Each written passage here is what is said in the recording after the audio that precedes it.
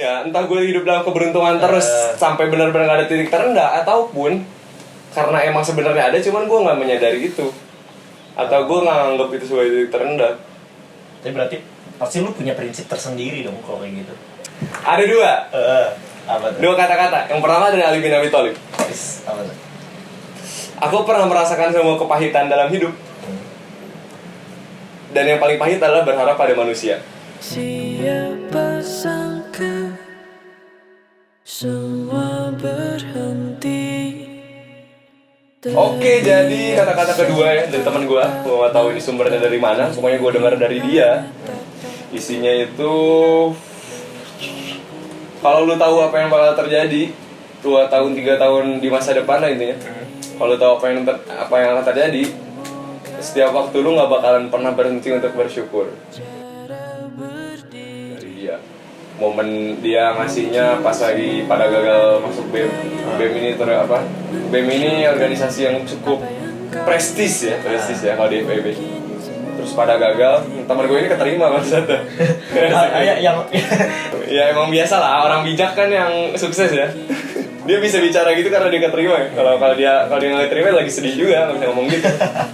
Ya jadi karena dia keterima dia ngomong gitu. Ya yang gue dapat adalah, gue pertama denger bener-bener langsung seret, tau gak sih lo kayak, nah ya gitu lah, set.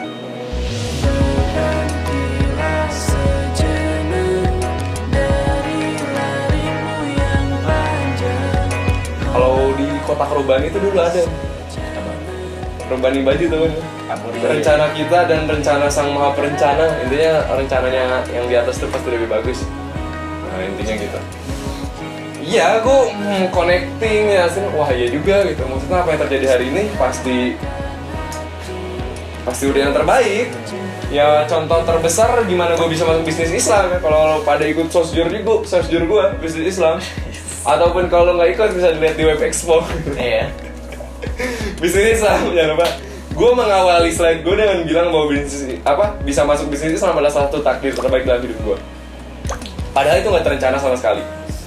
UI, UGM itu gue nggak peduli. Pada saat itu di Bandung, gue daftar SBM ITB. Tadinya SBM ITB gagal 3 kali. Terus habis itu di Mandiri, barulah di Mandiri UI masuk kan ya, karena dekat juga. Kata ortu gue daftar aja UI. Ya udahlah, oke gue daftar Mandiri. ya karena mandiri kan daftar aja, banyak pajaknya juga ya suka gitu. Akhirnya gue daftar 3 mandiri tuh, Unpad, ITB dan UI. Mantapnya lagi yang 2 gagal, yang berhasil cuma UI.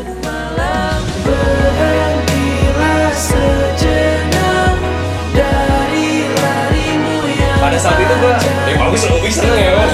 Pada saat itu penolakan SBM ITB sempat mengganggu sedikit gitu. Oh pas pengumuman SNM depan kamar, belum sholat asar lagi sih. Belum sholat asar, tunggu pengumuman jam 3 kan. Terus merah. Ya. Wah. Rame-rame itu depan kelas.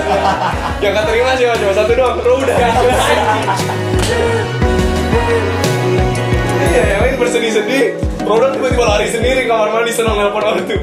Gitu lah. Ini pada saat itu, wah gagal, ya udahlah coba lagi. Ya, karena ya itu tadi gue udah mempersiapkan gagal juga kan ya. ITB lagi gagal lagi, Mandiri ITB lagi gagal lagi. Ya itulah takdir ya, apapun yang terjadi hari ini, kita mengeluh, kita bersedih karena kita nggak tahu aja. Sebenarnya lebih besar dari itu, salah satu momen yang membangun kita di masa mendatang. Itu juga alasannya ketika gua menghadapi sesuatu, ya udah, ya terima, ini yang terbaik. Cuman gua nggak tahu aja buat apa disedih, buat apa disesali.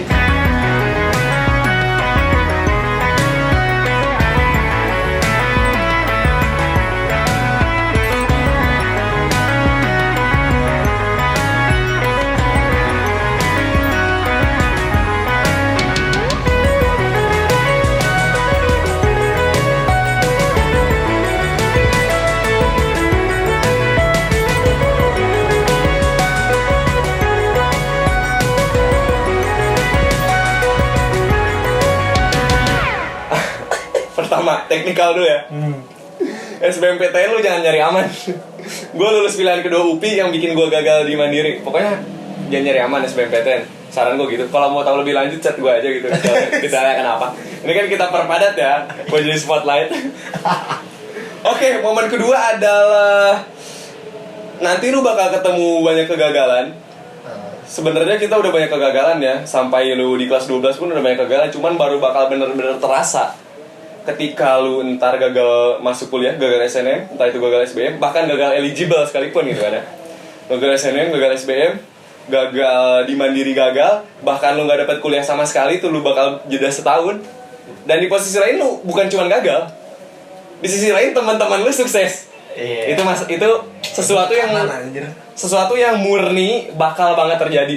Bahkan gue pun yang ya gampangnya, ya gue masih UI gitu ya, gue masih sukses parah. Sebenarnya gue nggak berhak ngomong gini gitu ya.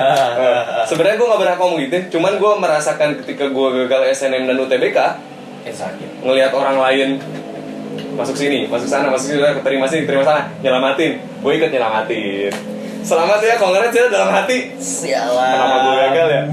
Kenapa gue gak masuk ya? Kenapa mereka gak masuk? Nah itu bakal ada. Jadi lo persiapkan diri untuk setiap dengan momen-momen seperti itu.